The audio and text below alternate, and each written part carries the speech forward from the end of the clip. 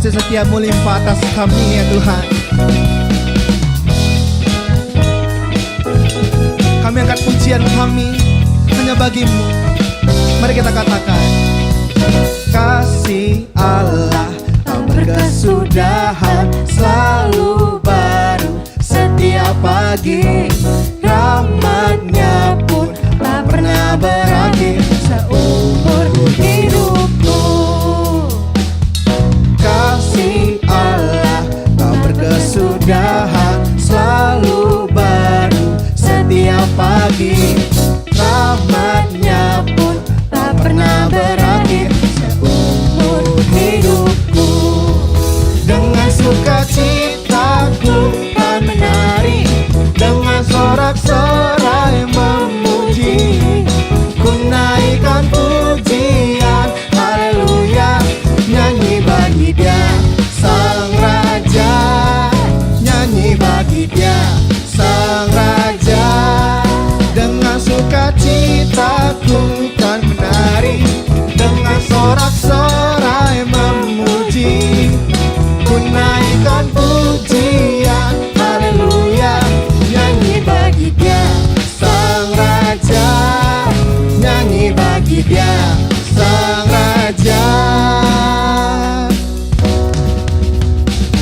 Kasih Allah tak berkesudahan, selalu baru setiap pagi. Rahmatnya pun tak pernah berakhir seumur hidupku. Kasih Allah, kasih Allah tak berkesudahan, selalu baru setiap pagi. Rahmatnya pun tak pernah berakhir seumur hidupku. Dengan sukacitaku kan menari, dengan sorak-sorai memuji, ku naikkan pujian, haleluya, nyanyi bagi Dia Sang Raja, nyanyi bagi Dia Sang Raja. Dengan sukacitaku kan menari, dengan sorak-sorai memuji, ku naikkan pujian, haleluya, nyanyi bagi Dia Sang Raja, nyanyi bagi Dia Sang Raja. Dengan sukacitaku kan menari, dengan sorak-sorai memuji, ku naikkan pujian, haleluya, nyanyi bagi Dia Sang Raja, nyanyi bagi Dia Sang Raja, nyanyi bagi Dia Sang Raja selamanya.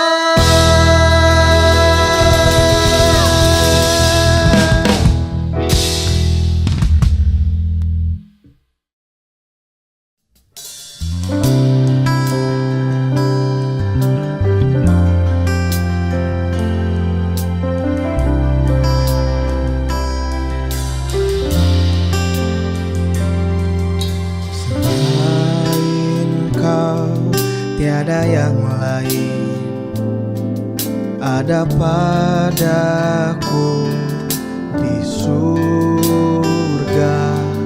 Selain Kau tiada yang lain yang kuingini di bumi, yang kuingini di bumi.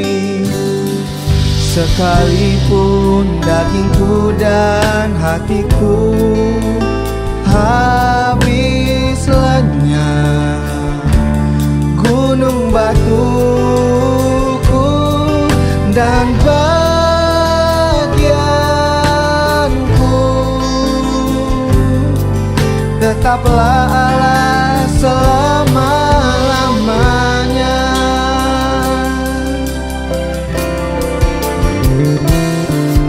Selain Kau tiada yang lain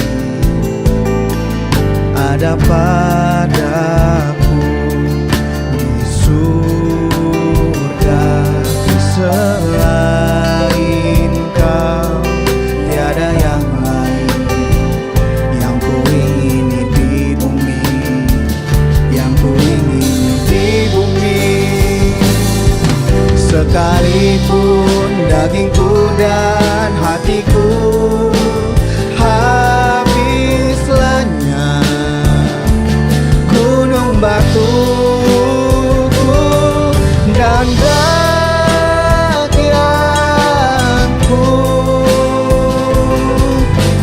Tetaplah Allah selama-lamanya. Sekalipun dagingku dan hatiku habis lenyap, gunung batuku dan bagianku,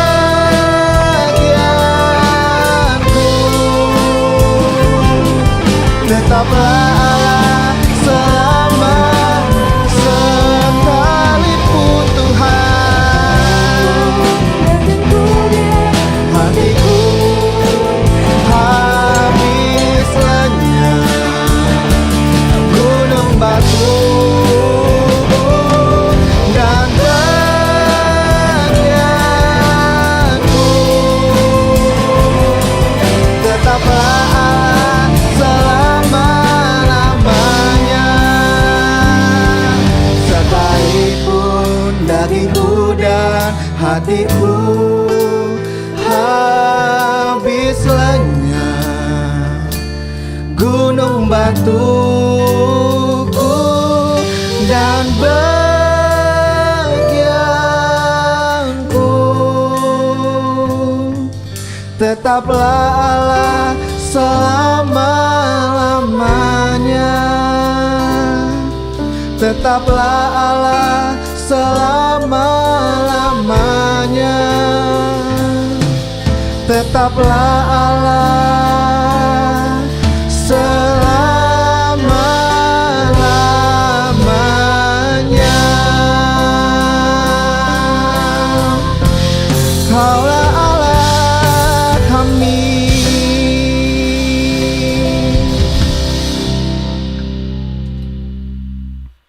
Shalom semuanya. Wah, tanpa terasa kita sudah memasuki bulan yang baru. Di bulan Februari kita akan mendengarkan firman Tuhan. Mari kita satukan hati kita bersatu di dalam doa. Ya Tuhan ya Bapa, kami bersyukur untuk kesempatan yang boleh kami miliki. Kami boleh bersekutu secara online lewat YouTube ya Tuhan. Kiranya Tuhan yang mengurapi setiap kami. Tuhan yang membuka pikiran dan hati kami agar kami dapat mengerti apa yang menjadi isi hati-Mu pada hari ini. Sembunyikan hamba-Mu di balik salib-Mu yang kudus Tuhan, agar nama-Mu yang semakin dimuliakan, dan biarlah firman-Mu yang tertanam dalam setiap tanah hati kami yang subur, itu yang bertumbuh dan berbuah dalam hidup kami. Terima kasih ya Bapa, ini waktu kami, di dalam nama Tuhan Yesus kami berdoa dan mengucap syukur, amin. Oke, shalom semuanya. Tanpa terasa kita sudah memasuki bulan yang baru, dan pastinya dengan bulan yang baru kita juga mendapatkan tema tuntunan yang baru di bulan ini. Nah, kalau di bulan Januari kita banyak berbicara tentang keluarga. Keluarga adalah anugerah daripada Allah. Nah, di bulan yang ini kita akan berbicara tentang ketaatan. Ketaatan adalah anugerah Allah ya. Obedience is the grace of God. Nah, jadi ayat yang menjadi dasar daripada tema ini itu diambil dari Yehezkiel 36 ayat ke-26. Koken bacakan bagi kita ya. Kamu akan kuberikan hati yang baru dan roh yang baru di dalam batinmu. Dan aku akan menjauhkan dari tubuhmu hati yang keras dan kuberikan kepadamu hati yang taat. Nah, di kesempatan ini Koken mengajak teman-teman semua yang menonton untuk kalau bisa sediakan catatannya. Nah, karena ada banyak hal yang ingin Koken sampaikan dan semoga ini memberkati setiap kita. Amin. Nah, jadi kalau bisa ada sediakan catatan, dicatat selama waktu yang singkat ini. Nah, kita mulai dari apa itu ketaatan teman-teman ya. Nah, kalau teman-teman tahu definisi taat secara ringkas apa gitu, boleh teman-teman tulis di kolom komentar yang ada di YouTube. Nah, menurut KBBI, ketaatan itu berasal dari akar kata taat yang berarti patuh, tidak curang, setia, saleh, kuat beribadah. Bahkan kata taat juga artinya senantiasa tunduk ya. Submission. Jadi kalau artinya senantiasa berarti itu dilakukan dengan kerelaan, bukan karena satu keterpaksaan. Oke, berarti dengan rela, tunduk, submit terhadap perintah atau arahan yang diberikan oleh pihak berwenang, oleh pemimpin dan sebagainya. Itulah yang dimaksud dengan taat. Nah, kenapa sih penting bagi kita untuk belajar yang namanya taat? Kenapa TAAT itu penting? Bahkan sekolah minggu kalau teman-teman ingat ada diajari lagunya ya.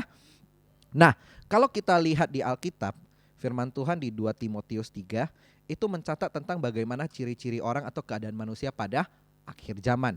Di hari-hari terakhir di masa yang sukar, manusia itu akan mencintai dirinya sendiri, menjadi hamba uang, menyombongkan diri, menjadi pemfitnah, memberontak terhadap orang tua, tidak tahu terima kasih, tidak mau berdamai, tidak memperdulikan agama, tidak tahu mengasihi, dan masih banyak lagi ciri-ciri lainnya.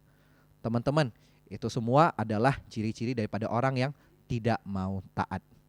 Oleh sebab itu penting sekali bagi kita di hari-hari yang makin sukar ini untuk belajar taat.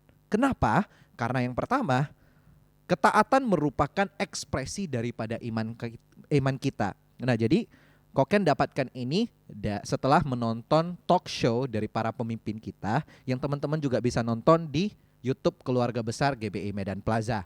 Di sana para pemimpin rohani kita, Pak Bambang, Pak Edi, Pak Robert Benedictus menyampaikan dengan sangat baik ya tentang ketaatan ini. Nah, yang pertama tadi, kenapa kita perlu taat? Karena ketaatan itu adalah ekspresi iman kita. Kalau misalnya kita baca nih teman-teman di Ibrani pasalnya yang ke-11, perikopnya sendiri tertulis saksi-saksi iman. Berarti orang-orang yang beriman. Nah, apa sih iman? Dicatat di ayat 1-nya, iman adalah dasar dari segala sesuatu yang kita harapkan dan bukti dari segala sesuatu yang tidak kita lihat. Ketaatan itu merupakan langkah atau action yang kita ambil dari iman kita. Jadi pemimpin kita sendiri berkata, seseorang dapat dinilai level imannya itu dari ketaatannya. Jadi teman-teman, kalau kita baca di Ibrani 11 ini, kita akan melihat mengapa Nuh taat untuk membangun bahtera pada saat itu. Karena dia beriman kepada Tuhan, karena dia taat kepada Tuhan. Itu langkah iman yang Nuh ambil. Kenapa Abraham mau keluar dari negeri asalnya? Karena dia taat kepada Tuhan, dia percaya dan dia beriman kepada Tuhan.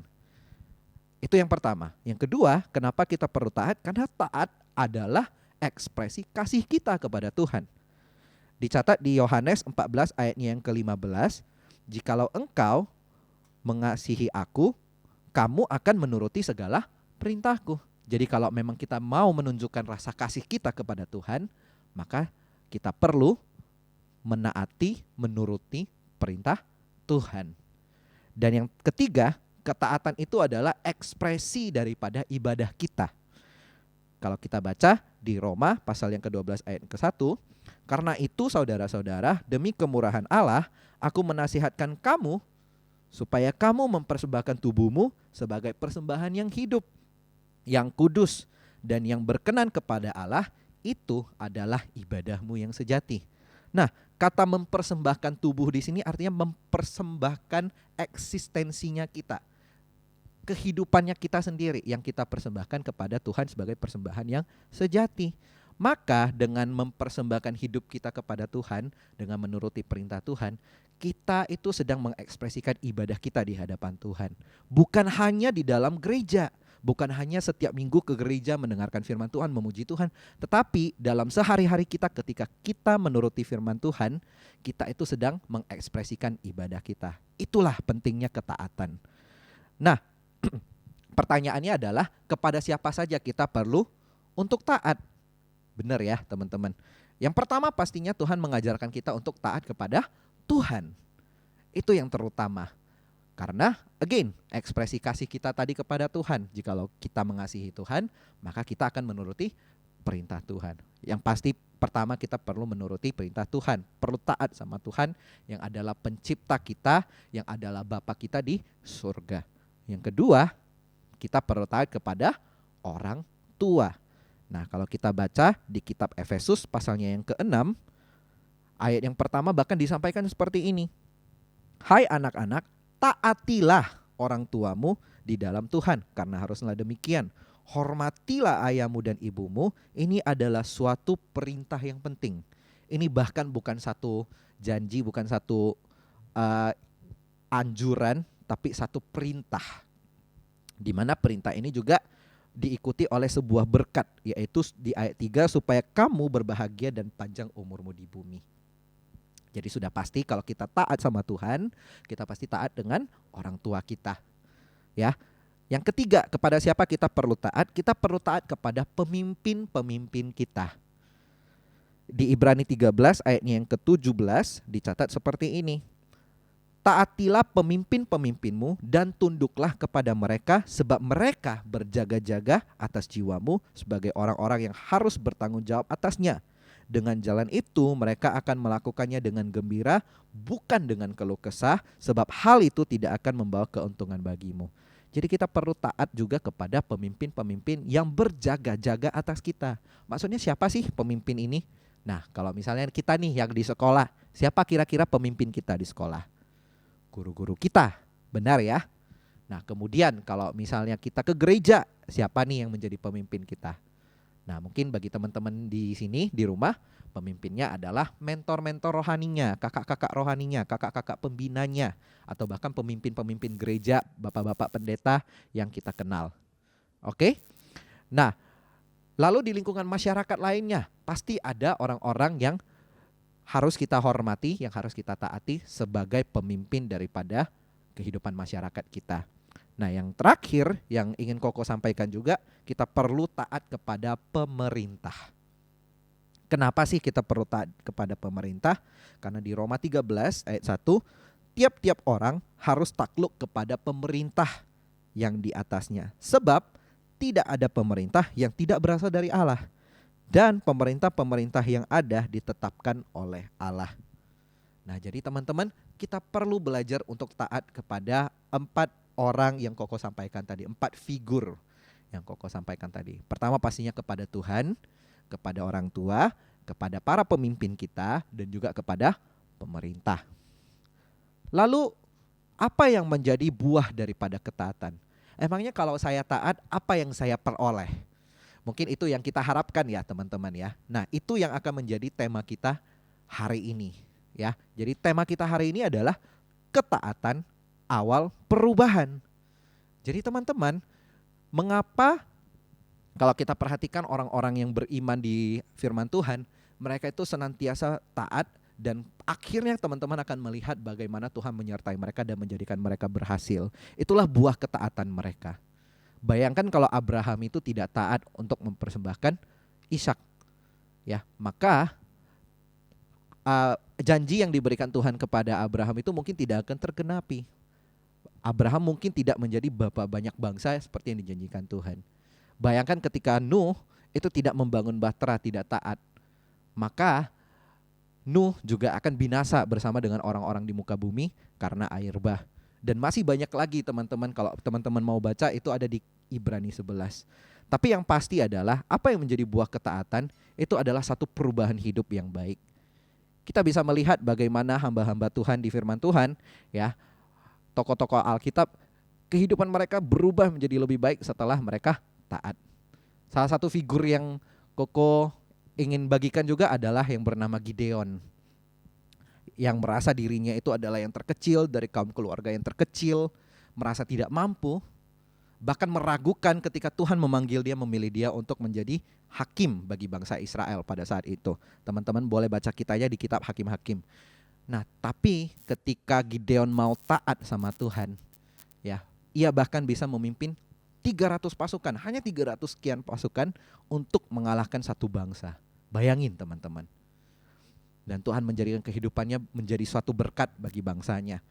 Nah, jadi teman-teman, kalau kita mau punya satu perubahan hidup yang lebih baik, mulai dari satu langkah ini, yaitu taat. Ya teman-teman ya. Nah, yang kedua yang merupakan buah daripada ketaatan kita pastinya adalah berkat Tuhan. Oke, nah di kitab Ulangan kita baca bahwasanya Tuhan itu memberikan pilihan kepada bangsa Israel, berkat atau kutuk, hidup atau mati. Nah, pilihannya itu adalah balik kepada bangsa Israel sendiri. Dicatat di Ulangan 28 ayat yang pertama, jika engkau baik-baik mendengarkan suara Tuhan dan melakukan dengan setia segala perintahnya, maka Tuhan Allahmu akan mengangkat engkau di atas segala bangsa di bumi. Tuhan menjanjikan berkat dan kehidupan bagi setiap kita yang mau menuruti firman Tuhan. And He is a fair God yang juga menghormati keputusan kita kalau kita tidak mau taat. Konsekuensinya pastinya adalah yang tidak baik yang kita peroleh. Oke? Nah, yang ketiga ketika kita mau belajar untuk taat, kita semakin serupa dengan Tuhan. Setiap kita adalah orang-orang Kristen, benar ya?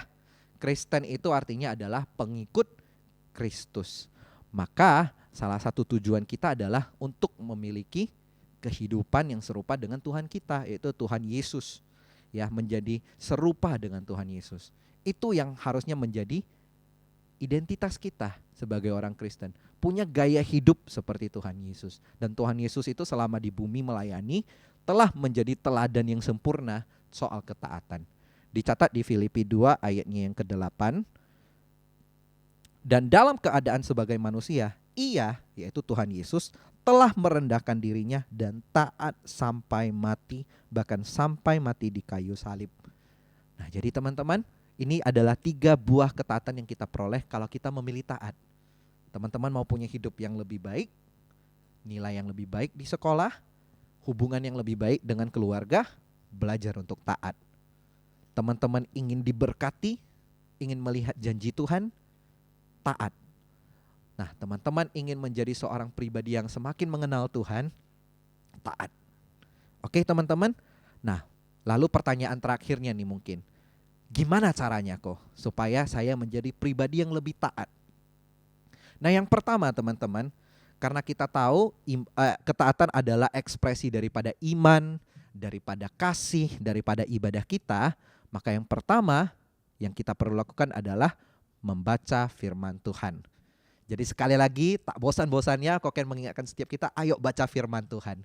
Teman-teman yang tidak baca atau belum mulai membaca, boleh mengikuti Instagram JC, yaitu di @juniorchurchgbi. Setiap harinya di story itu ada di upload ya, postingan pembacaan Alkitab setiap harinya. Teman-teman boleh mulai dari situ. Baca firman Tuhan. Karena firman Tuhan itu adalah awal daripada bangkitnya iman kita. Iman itu timbul dari pendengaran akan firman Tuhan. Maka kita perlu baca firman Tuhan, perlu renungkan firman Tuhan. Dan kasih kita kepada Tuhan, kasih kita kepada sesama bahkan, itu timbul dari hubungan. Bagaimana kita bisa membangun hubungan dengan Tuhan kalau kita tidak baca firman, kalau kita tidak kenal pribadi yang kita sembah. Nah, maka dari itu perlu baca firman Tuhan supaya kita semakin kenal dengan pribadi Tuhan Yesus. Maka kita akan memiliki kasih kepada Tuhan kita punya iman, kita percaya pada janji Tuhan, maka langkah kita adalah kita menjadi anak-anak yang taat. Itu yang pertama, baca firman Tuhan. Yang kedua pastinya berdoa. Seperti Yehezkiel tadi ya, kitab Yehezkiel tadi yang berdoa meminta kepada Tuhan. Tuhan berikan setiap kami hati yang baru, roh yang baru. Gantikan hati yang keras dari setiap kami menjadi hati yang taat. Minta sama Tuhan. Karena dicatat di firman Tuhan, roh memang penurut, tetapi daging kita itu lemah. Maka setiap harinya kita perlu berdoa, minta kekuatan daripada Roh Kudus supaya kita diberikan hati yang mau taat. Dan yang ketiga, bukan hanya menjadi pendengar, pembaca firman Tuhan, tapi kita juga melakukan. Ya, jadi jangan hanya punya imannya saja, tapi kita perlu menjadi pelaku firman juga. Dicatat di Alkitab, iman tanpa perbuatan itu mati. Tapi ketika iman disertai dengan perbuatan kita, sempurnalah iman kita teman-teman. Jadi bukan hanya stop di membaca saja, merenungkannya saja, kita perlu mulai melakukan firman Tuhan juga. Walau mungkin ya sulit melakukannya. Contoh sederhana saja ketika di kehidupan sekolah. Ketika teman-teman kita itu menjengkelkan kita, pasti respon kita adalah marah, mau balas. Tapi firman Tuhan justru mengatakan apa? Kasihilah orang yang membencimu dan berdoalah bagi orang yang menganiaya kamu. Sulit, pasti sulit. Tapi belajar untuk taat teman-teman. Belajar untuk taat. Nah, yang terakhir yang dapat membantu kita untuk menjadi pribadi yang taat adalah masuk ke dalam komunitas yang membangun. Oke, jadi ketika kita berada di wadah yang tepat, di komunitas di mana setiap orang di sekeliling kita itu dapat membantu pertumbuhan iman kita, maka kita juga akan terikut. Kita juga akan terserap dengan karakter-karakter yang ada di dalam komunitas tersebut. Sehingga membantu kita untuk menjadi pribadi yang lebih taat. Contohnya apa? Di JC ini.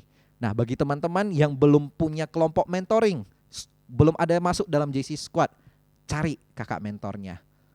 Temukan squadmu untuk bisa memulai mentoring di mana kamu bisa bertumbuh bersama dalam iman, dan semoga ini dapat menjadi langkah untuk menjadi pribadi yang lebih taat.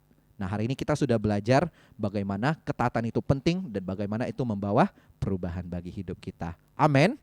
Jadi kakak berdoa kita semua dapat menjadi pribadi yang taat dan ketaatan kita itu membuahkan satu perubahan hidup yang baik. Yuk kita berdoa. Ya Tuhan ya Bapa, kami bersyukur untuk firman yang boleh disampaikan hari ini. Biarlah firman-Mu itu yang bertumbuh dalam kehidupan kami.